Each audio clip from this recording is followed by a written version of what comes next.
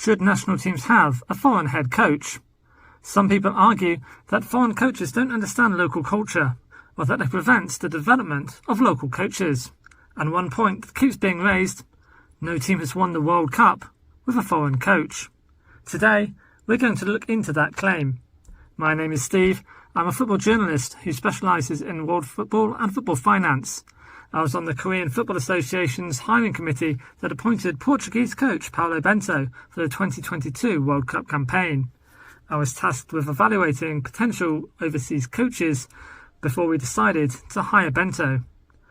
Bento, of course, managed to take South Korea to the knockout stages of that tournament after qualifying for the World Cup with ease. Now let's start off with looking at that statistic that keeps popping up in the foreign versus local coaches debate. No side has ever won the World Cup with a foreign head coach. First of all, we can start by saying only 8 teams have actually won the World Cup, and many of those tournaments happened before choosing a foreign head coach was even a consideration for most countries.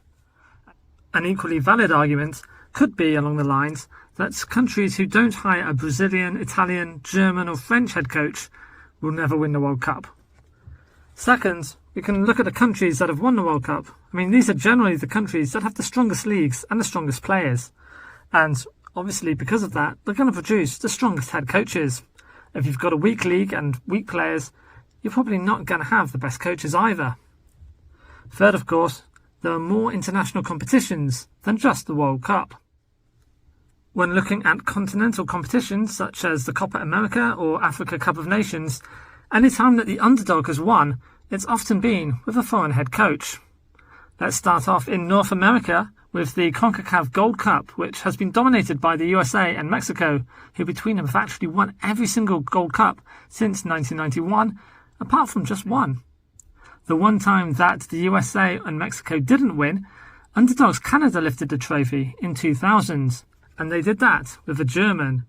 Canada's head coach for that competition was Holger Usyk, and he won it through kind of scraping through the group stage on a coin toss, actually, after drawing with Costa Rica and invitees South Korea in the group stage.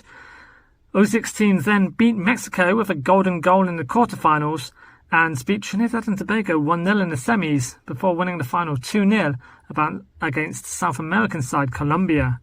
So quite a few teams from outside the Gold Cup that they had to get through in that competition too.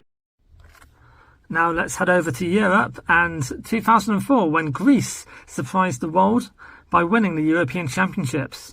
Now in Europe, the European Championships are seen basically at the same level as the World Cup, and they're extremely tough to win. Greece, of course, they never really favourites. They haven't even qualified many times, and they had a group with Spain, Russia and the hosts Portugal in it, so nobody fancied them to do much. But maybe people should have looked at their head coach, who that time was German head coach Otto Rehhagel. Rehhagel had been successful in the past with Werder Bremen, he'd won the Bundesliga a few times with them, and just before joining Greece, a few years before, he actually won the Bundesliga again with newly promoted Kaiserslautern. Now, Rehhagel's success with Kaiserslautern on its own should be enough to be seen as a legend. He took a team from the second tier of German football all the way to the quarterfinals of the Champions League.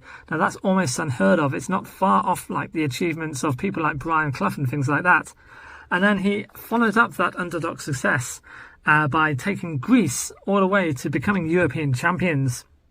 Greece shocked Portugal 2-1 in the opening match. Then they drew with Spain to reach the knockout stages. Rehhagel adopted a man-marking style which his detractors saw as anti-football, but Greece were basically impossible to break down and won all 3 of their knockout games 1-0, including another win over Portugal in the final. Before we look at the other continents, please give us a like and subscribe. Now let's head over to Africa and the Africa Cup of Nations. World Cup winners might know Hervé Renard for his lucky white shirt and his similarities to Game of Thrones hunk Jaime Lannister, or even for more recently his halftime speech for Saudi Arabia during their 2022 World Cup win over the final winners Argentina.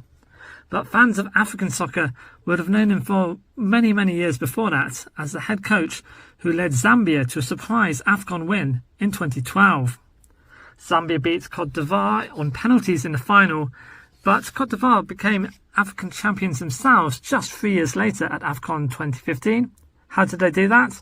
They got in the same head coach, Hervé Renard, to win his second AFCON title. Now let's head over to South America and Copa America 2015. Chile won that competition after drawing 0-0 with Argentina in the final and winning on a penalty shootout to lift the trophy on home soil. But the head coach that time was actually an Argentinian, Jorge Sampaoli. 1 year later, Argentina-born Spaniard Juan Antonio Pizzi actually repeated the trip, beating his country of birth again on penalties after another 0-0 draw. So Chile got back-to-back titles in almost identical circumstances, and both times with a foreign head coach. And finally, let's move on to Asia and the Asian Cup in 2019. Now, in Asia, there's been a lot of foreign head coaches who've won the Asian Cup. In fact, Celtic's Australian manager Ange Postecoglou is the only head coach this millennium to win the Asian Cup with his home country. Japan have won the competition 3 times with foreign head coaches, and Iraq have won it once. But I think probably Qatar's win was one of the more surprising ones. They actually didn't impress much at the 2022 World Cup that they hosted, but they really showed that they deserved that place in the competition with their performance in 2018 at the Asian Cup. They won it with style under Felix Sanchez-Bath. So Qatar beat the United Arab Emirates 4-0 in the semi-finals and beat Japan 3-1 in the final, as well as beating Saudi Arabia and South Korea earlier in the tournament. So they beat really tough sides to get there, and they did it with style. They scored a lot of goals. They beat North Korea by miles, I think 6-0 it was maybe. And yeah, Felix Sanchez really impressed in that competition. These continental championships prove that even though no foreign head coach has won the World Cup, that statistic doesn't have too much weight to it. There are, of course, other more valid arguments for choosing a local coach over a foreign coach. The lack of coaching time given to national team coaches means that any technical inferiority a local coach might have could be overcome by being able to speak the same language and the motivational power of national pride.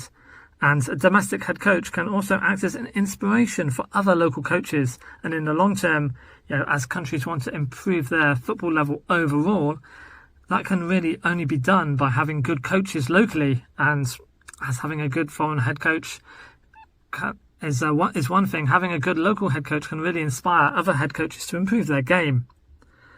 So sometimes countries see it as maybe a shortcut to success to hire a foreign head coach, whereas really they should be putting in a lot more effort into developing good local head coaches.